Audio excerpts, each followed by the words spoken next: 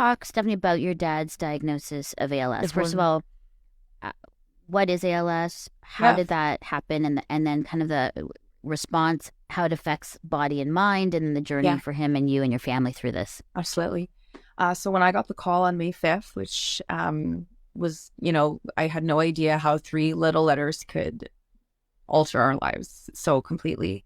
I didn't know what it was. So when the doctor said I have ALS, I had no idea what he was talking about. I had no idea what was ahead, but I knew when he said it's fatal, I knew what that meant. So that was very jarring.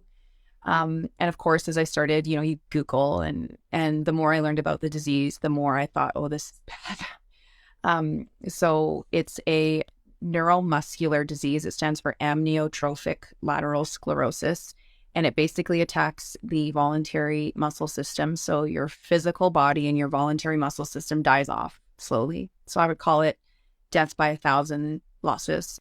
So of course, when you get that kind of news, I think the first natural question is why?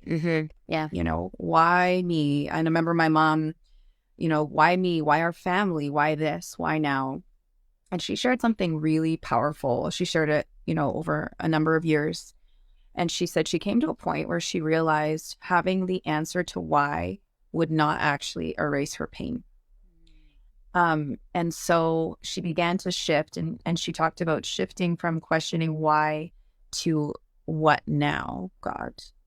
And I recently heard somebody say a wise question to ask in these seasons, which I think we just don't in our flesh. We want to know why, we want to control it, we want to change the outcome. And this person said, we should ask God, what does obedience look like in this season? It's good. And that is a really kind of humbling, hard question, but a wise question, because the good news about suffering and even a fatal diagnosis is that you still have an opportunity to trust God, to exercise faith, to hold on to his promises. And, if you read scripture, there's a lot about God caring about us holding on to faith, and so I think something that we can easily miss sometimes in the emotion and the shock is what's the opportunity here? Yeah. What's the opportunity to take God at his word, to believe he's who he says he is? He can do what he says he can do. Sometimes we think grief is like, I'll be sad one day, and then the next day I'll be a little bit less, and then a little bit less. And we kind of expect it to be linear, but I found it would be, I'm feeling okay. And then all of a sudden, boom, like something would trigger sadness or thinking about something in the future. And then this burst of grief would kind of come.